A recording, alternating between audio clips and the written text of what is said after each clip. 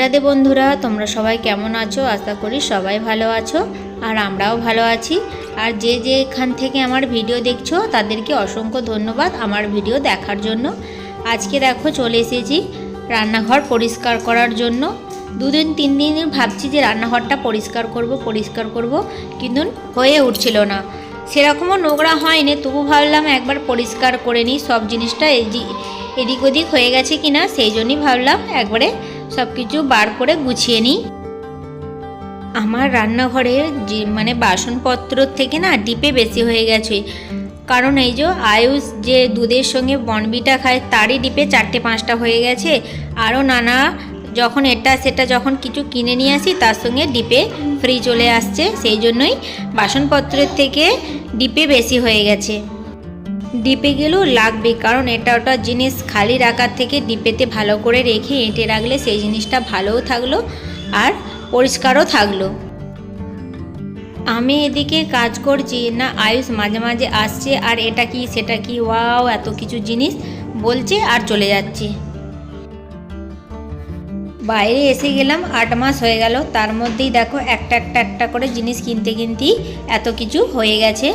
তবু বাসন বেশি কিছু কিনিনি। আর এই দেখো দেখতেই পাচ্ছ এখানে ঘর পরিষ্কার করতে করতেই 40 টাকা পেয়ে গেলাম। কখন রেখেছিলাম নিজেরই মনে নেই, এখন পরিষ্কার করতে করতে দেখতে এলাম। আলমারি থেকে সব ডিব্বেগুলো পেরেই সাইডে রেখে দিলাম। এরপর আলমারির যে সমস্ত ঝুল বা নোংরাগুলো আছে ঝাঁটার সাহায্যে ভালো করে সব পরিষ্কার করে নেব। আর যে খবরের কাগজগুলো আছে সেগুলোকেও ফেলে দিয়ে নতুন করে আবার খবরের কাগজ দিয়ে দেবো। রান্নাঘরে যত জিনিসই থাক তাও যেন মনে হয় কম, আরও হলে ভালো হতো, কিন্তু মেয়েদের রান্নাঘরের শখ কোনোদিনই মিটবে না। যাই দাও তাও বলবে হয়নি, আরও চাই। আলমারির যে ওপরের একদম সত্য ওপরে যে তাকটা রয়েছে তাতে এই মুড়ির ডামটা থাকে, কারণ ওটা তো বড়, সেই জন্য আর ওপরের তাকটা পুরোই খালি থাকে, সেই জন্যই ওটা ওখানেই শুইয়ে রাখি যাতে না পড়ে যায়। আর বড় দাঁড় করিয়ে রাখলে ওখানে জায়গা হচ্ছিল না রাখার, সেই জন্যই ওকে ওপরেতেই রাখি। ওই যে ডামটাকে রেখে এখন ওপরটাও এখন পরিষ্কার করে নেব। আমার ভিডিও যদি ভালো লাগে তো একটা লাইক, কমেন্ট, শেয়ার ও সাবস্ক্রাইব করে আমার পাশে থাকবে। দেখো এইভাবেই আস্তে আস্তে করে সব পরিষ্কার করে নেব। আজকে যেহেতু রান্না করব না সেই জন্যই আস্তে আস্তেই করেই এক এক করে সব ঘরের কাজগুলোকে কমপ্লিট করে নেব। আমি যখনই ভাববো যে আজকে দোকান থেকে খবরের কাগজ কিনে নিয়ে আসবো, দেখি কোথা থেকে খবরের কাগজ চলে আসে।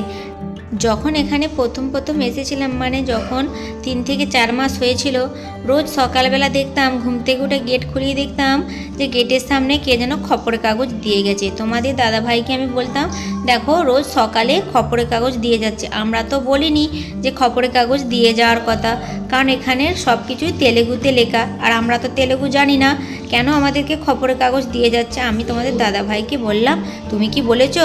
তোমাদের দাদাভাই বললো আমিও কি জানি, আমিও তো জানি না, কেন দিয়ে যাচ্ছে বলতে পারবো না। আমি সেই জন্যই আর কিছু বলিনি বা খবরের কাগজটা সেদিনে নিয়েও নি, ওখানেরই বাইরের দেয়ালে রেখে দিতাম। কিন্তু এভাবেই একদিন ছাড়াই করেই খবরের কাগজগুলো দিয়ে যেত। আমিও ভাবলাম যখন ওরা দিয়ে যাচ্ছে আমিও ওরা দিয়ে যাওয়ার আগে আমি ঘুম থেকে উঠে পড়বো আর বাইরে দাঁড়িয়ে থাকবো, জিজ্ঞাসা করবো আমাদেরকে কেন দিচ্ছ, আমরা তো বলিনি দেওয়ার জন্য। আর যেদিনই বাইরে থাকবো বা সকাল করে উঠে দাঁড়াবো দেখবো সেদিনে আর দিয়ে যাচ্ছে না। এভাবে করেই 2-3 দিন যাওয়ার পর আমি আমাদের পাশের বিল্ডিংয়ের দেরকে জিজ্ঞাসা করলাম যে এভাবে কেন দিয়ে যাচ্ছে, আমরা তো বলিনি দেওয়ার জন্য। তখন তারা বলল নাকি খবরের কাগজের অ্যাড দেওয়ার জন্য, সেই জন্যই সবার ঘরে ঘরে খবরের কাগজ দিয়ে যাচ্ছে। আমি তার বললাম ওই জন্য দিয়ে যাচ্ছে। তারপর থেকে যখনই দিয়ে যায় তখন আর রেখে দিই না, তখন বাড়ি নিয়ে চলে আসি। এইভাবেই আমার আর দোকান থেকে খবরের কাগজ কিনতে হয় না। যখনই দিয়ে যায় 4-5টা প্রতিদিন একদিন ছাড়া করে দিয়ে যায়, সেই জন্যই হয়ে যায়।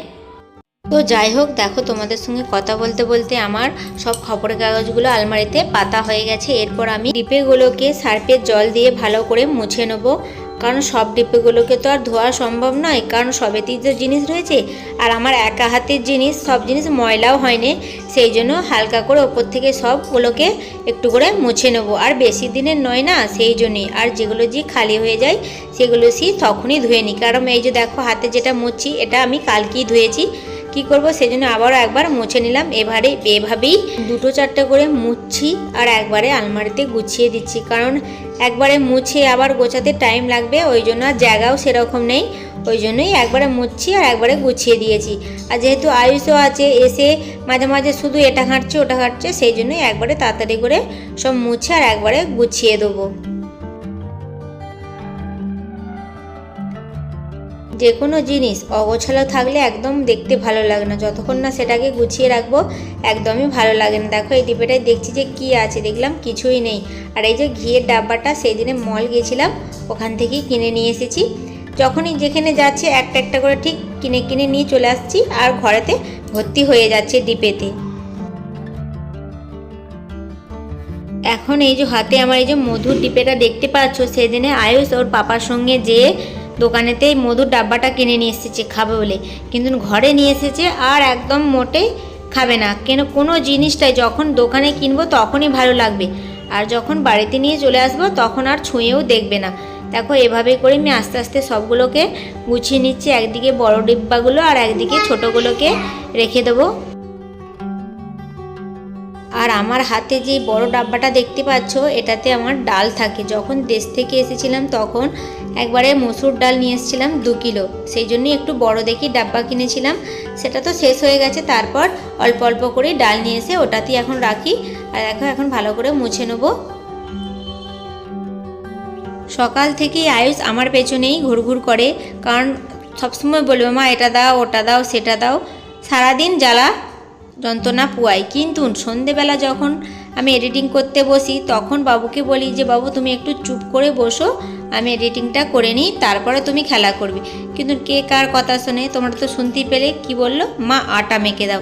কারণ ওকে সন্ধেবেলা আটা মেখে দিই, পড়াশোনা করবার টিউশন থেকে আসার পর আটা মেখে দিই, ও সে আটা নেই ঠাকুর করে বা ঠাকুরের রং করে, সেই জন্যই আমাকে বললো মা আটা মেখে দাও। তারপর এইদিকে দেখো যে খালি ডিব্বাগুলো ছিল তার মধ্যে যেগুলো মানে লুজ জিনিস রয়েছে সেগুলো ঢেলে দেবো। আর এখানে আমি এখন ঢেলে দিলাম বাদাম, কিনে নিয়ে এসেছিলাম বাদাম। আর এই বড় ডাব্বার মধ্যে আমি যেগুলো হাফ হাফ জিনিস রয়েছে চিকচিকিতে রয়েছে সেগুলোকেই এগুলোর মধ্যে আস্তে আস্তে করে গুছিয়ে দেবো। আর কালকেই আয়ুষের পাপা মানে বাইরে থেকে এরকম 1 প্যাকেট ঝুড়ি ভাজাও নিয়ে এসেছিলো, কিন্তু সেটা এখন নতুন আছে, সেই জন্যই সবগুলোই এর মধ্যে এখন রেখে দেবো। হলুদ লঙ্কা জিরে গুঁড়োর প্যাকেট আমি বাড়িতে যখন অল্প হয়ে যায় তখনই বাড়িতে নিয়ে চলে আসি, কারণ কখন ফুরিয়ে যাবে আবার সেই সময় বাইরে যাব, সেই জন্যই আগে থেকে আমি কিনে নিয়ে চলে আসছি। আর ওই যে মল গেছিলাম তোমাদের বললাম, সেখান থেকে আয়ুষের জন্য বিস্কুটও কিনে নিয়েছিলাম, 1 প্যাকেট খুলেছে, ওটাকে পড়ে থাকবে সেটাও ডিপের মধ্যে রেখে দিলাম। যখন দেখবে কোনো কাজ তাড়াতাড়ি করে করব, দেখবে কোথা থেকে ঠিক বাধা ঠিক এসেই যাবে। কারণ এই দেখো তাড়াতাড়ি করে আমি যখন পরিষ্কার করছিলাম দেখতে দেখতে লাইট চলে গেছে, তাহলে এবারে বলো কি করে আমি পরিষ্কার করব। আর লাইটটা এসেছে পুরো 1 ঘন্টা পর, ততক্ষণ কি বসে থাকবো, সেই জন্যেই লাইট জ্বেলে অর্ধেক কাজ করে নিয়েছিলাম। দেখতে দেখতেই তারপরেই লাইটটা চলে এসেছে। আর এইদিকে আমি রান্নার যে দিকটাই করি তার দেয়ালটাও তেলচিটে হয়ে গেছিলো, এখন সেটাকেও এখন ঘষে পরিষ্কার করে নেবো। দেয়ালটাকে তো ঘষে ফেললাম, তাহলে এবারে কি করে পরিষ্কার করব, যেহেতু থালা বাসনগুলো ধুয়ে ওই সাইডে রেখেছি, তো জোরসে ধুলে তো জল পড়বে, সেই জন্যই ভাবলাম একটা বোতলে করে জল ভরে নিই, সেটাই করে আস্তে আস্তে করে ধুয়ে নেব। আর দেখো সব কিছু প্রায় আমার গোছগাছ হয়েই গেছে, এরপর আমি এখন পোঁছা লাগিয়ে নেবো। কিন্তু পোঁছা দিতে দিতেই তোমাদের দাদাভাই ফোন করে বলল, একটা দুঃসংবাদ শুনিয়ে দিল। আমিও ফোনটা ধরলাম, দিয়ে বললাম কি হয়েছে। বলল কি না এখানে খাবার এখন পাওয়া যাচ্ছে না, রবিবার বলে সব বন্ধ।